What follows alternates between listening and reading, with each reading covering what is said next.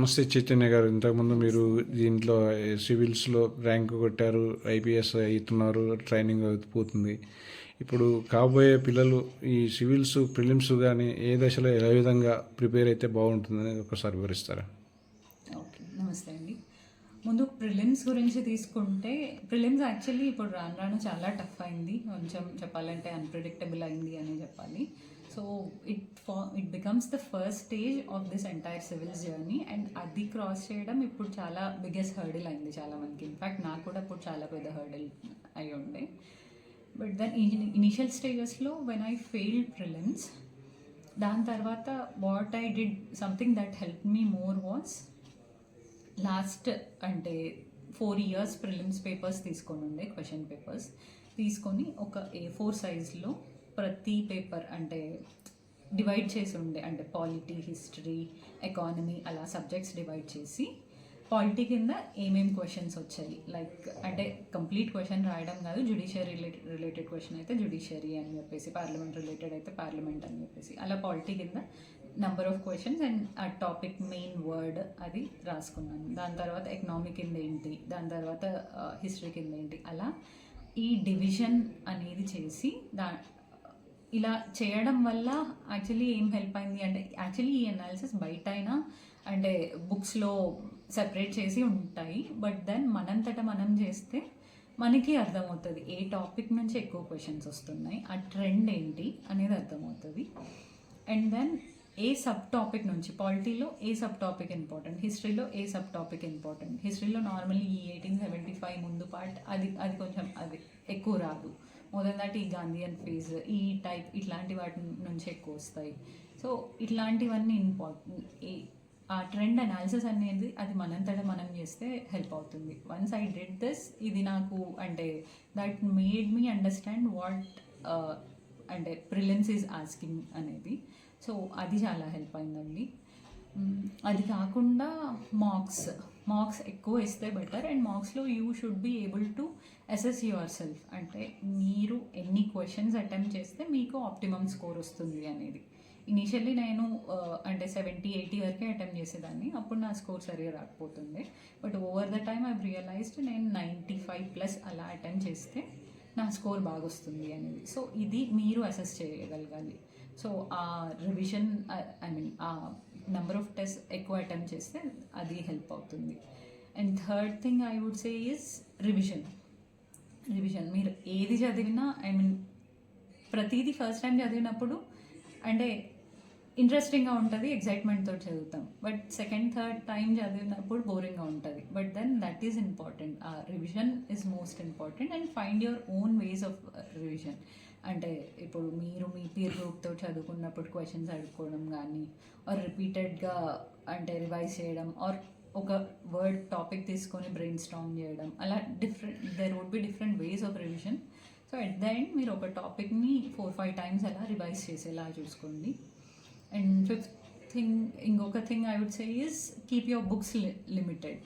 మరి అంటే మార్కెట్లో దొరికే ప్రతిదీ ఇది చదవాలి అది చదవాలి అన్న ఫీలింగ్ ఉంటుంది. బట్ దెన్ ప్రతిదానికి ఒకటే బుక్ అలా అంటే లిమిటెడ్ నెంబర్ ఆఫ్ బుక్స్ పెట్టుకోండి.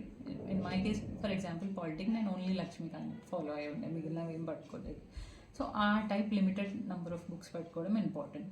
సో బేసిక్లీ అంటే if I have to summarise, previous year question papers analyse చేయడం ఇంపార్టెంట్. అండ్ దెన్ ఎక్కువ మార్క్స్ ఇచ్చి number of questions that you have to answer అనేది డిసైడ్ అవ్వడం important. Revision important. And resources లిమిటెడ్గా పెట్టుకోవడం important. These 4 things would help you crack prelims. అయితే madam ఒకటి, కొంతమందికి అసలు కొత్తగా ప్రిపేర్ అయ్యే వాళ్ళకు అసలు ప్రిలిమ్స్ ఎట్లా ఉంటుంది, ఏమేమి సిలబస్ ఉంటుందని తెలియదు కదా, అసలు ఎట్లా ఉంటుంది ఒకసారి చెప్పండి. ఓకే, కొత్తగా ప్రిపేర్ అయ్యే వాళ్ళకి ప్రిలిమ్స్ బేసిక్లీ అంటే 2 papers ఉంటాయండి. అంటే పేపర్ 1 వచ్చేసి జనరల్ స్టడీస్ రిలేటెడ్ ఉంటుంది, పేపర్ 2 వచ్చేసి యాప్టిట్యూడ్ టెస్ట్ అనమాట. యాక్చువల్లీ నేను ఇందాక పేపర్ 2 గురించి మాట్లాడలేదు. పేపర్ 2 ఇప్పుడు చాలా టఫ్ అయింది. అంటే ఇనిషియల్లీ 2016, 17, 18 ఆ టైంలో చాలా ఈజీ ఉండే. అంటే నేను ఎప్పుడు ప్రిపేర్ కాలేదు పేపర్ 2కి స్పెసిఫిక్లీ, డైరెక్ట్లీ వెళ్ళి ఇచ్చినా రాయగలిగి ఉండేదాన్ని. బట్ ఇప్పుడు ఆల్మోస్ట్ అంటే క్యాట్ లెవెల్ ఆ టైప్లో అయిపోయింది. సో పేపర్ 2కి కూడా స్పెసిఫిక్లీ అంటే ప్రాక్టీస్ చేయడం అది ఇప్పుడు చాలా ఇంపార్టెంట్ అయింది. సో పేపర్ 2లో aptitude test, basic maths and ఇది ఇంగ్లీష్ కూడా, రీజనింగ్ అండ్ ఇంగ్లీష్ ఇవన్నీ ఉంటాయి. సో అది కొంచెం ప్రాక్టీస్ చేయాలి. అండ్ దెన్ పేపర్ 1లో వచ్చేసి if I have to say for beginners, normally polity, history, geography, economy, environment, ఇంకా అవి కాకుండా ఈ international relations, science and technology, ఇవి బేసిక్ టాపిక్స్ అండి. వీటి గురించి ఉంటాయి. సో అండ్ 100 క్వశ్చన్స్ ఉంటాయి. And there would be negative scoring also. So ఇది బేసిక్స్. ఇప్పుడు 100 క్వశ్చన్స్కి 100 మార్క్స్ ఉంటాయి మేడం. 200 మార్క్స్, ఈచ్ క్వశ్చన్కి 2 మార్క్స్. అది 100 first paper 100, second paper 100 I mean 100. Second పేపర్లో 80 క్వశ్చన్స్ ఉంటాయండి. 80 క్వశ్చన్స్, అవి 200 మార్క్స్. 200 మార్క్స్. 200 మార్క్స్. అది అంటే అది 1.5, 2 మార్క్స్, 1.5 మార్క్స్ పైన ఉంటుంది. 2.5. 2.5. తర్వాత ఈ మెయిన్స్ ఉంటుంది కదా మేడం. తర్వాత మెయిన్స్లో ఎన్ని సబ్జెక్ట్ ఉంటాయి, ఎలా ప్రిపరేషన్ కావాలి? మెయిన్స్లో బేసిక్లీ మొత్తం 9 పేపర్స్ ఉంటాయండి. అంటే 2 qualifying papers, English and regional language, నా కేసులో తెలుగు. అవి జస్ట్ 33% వస్తాయి చాలు. అవి కాకుండా GS1, GS2, GS3, GS4 అని 4 పేపర్స్ ఉంటాయి. GS1 ఇంక్లూడ్స్ అంటే జియోగ్రఫీ, హిస్టరీ, సొసైటీ వాటి గురించి. అండ్ GS2లో పాలిటీ, గవర్నెన్స్ ఇవి ఉంటాయి, ఇంటర్నేషనల్ రిలేషన్స్ కూడా. అండ్ GS3లో majorly economy and science and technology, ఇవి ఇంటర్నల్ సెక్యూరిటీ ఉంటాయి. And GS4 is completely about ethics. So ఈ 4 GS కిందకి వస్తాయి. అండ్ దెన్ అవి కాకుండా ఆప్షనల్ రిలేటెడ్ 2 పేపర్స్ ఉంటాయండి. పేపర్ అంటే ఒక ఆప్షనల్ చూస్ చేసుకుంటాం. నా కేసులో anthro, paper 1 and paper 2 and 2 papers ఉంటాయి. సో ఇవి మెయిన్. అండ్ దెన్ ప్రిపరేషన్ గురించి చెప్పాలి అంటే ఆప్షనల్ అంటే క్వాలిఫైయింగ్ పేపర్స్ ఏమంత ప్రిపేర్ కానక్కర్లేదు. వెరాజ్ GS రిలేటెడ్ అంటే ఫస్ట్లీ సిలబస్, అంటే నా కేసులో వాట్ హెల్ప్ ఇస్ ముందు సిలబస్ తీసుకొని previous year 5 years question papers అలా తీసుకొని ఆ మ్యాచింగ్ ఆఫ్ అంటే సిలబస్ మ్యాచింగ్ అనేది దట్ హెల్ప్స్. బికాస్ ఒకసారి ఆ పేపర్స్ కనుక అనలైజ్ చేయగలిగితే, ఫర్ ఎగ్జాంపుల్ GS2 తీసుకుంటే most of the questions or themes repeat అవుతూ ఉంటాయి.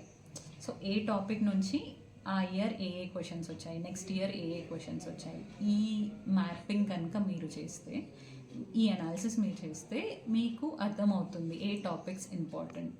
ఫర్ ఎగ్జాంపుల్ పాలిటీలో తీసుకుంటే ఈ NGOs, SHGs, ప్రెషర్ గ్రూప్స్, ఈ టాపిక్ నుంచి పక్కా ఒక క్వశ్చన్ వస్తుంది. సో ఆ పర్టికులర్ టాపిక్స్కి ముందే మీరు కొంచెం నోట్స్ అది ప్రిపేర్ చేసుకుంటే దట్ విల్ హెల్ప్. మెయిన్లీ ఏంటంటే ఎగ్జామ్లో అంటే టైం కన్స్ట్రెంట్ ఉంటుంది. You cannot write the best answers.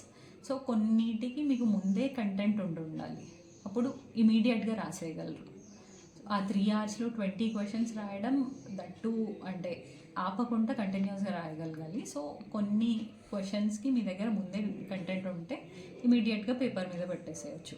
So అట్లా ఈ syllabus and previous year question paper ఈ మ్యాపింగ్ కనుక మీరు చేస్తే, అనలైజ్ చేస్తే ఏ టాపిక్స్ ఇంపార్టెంట్, ఏ టాపిక్స్ నుంచి రిపీటెడ్ క్వశ్చన్స్ వస్తున్నాయి అనేది అసెస్ చేసి వాటికి కొంచెం నోట్స్ ముందే ప్రిపేర్ చేసుకోగలిగితే that helps. And rest all ఇంకా కరెంట్ అఫైర్స్ నుంచి కొంచెం కంటెంట్ యాడ్ చేసుకోవడం అలా. సో అలా హెల్ప్ అవుతుంది. Okay madam, thank you madam. Thank you so much.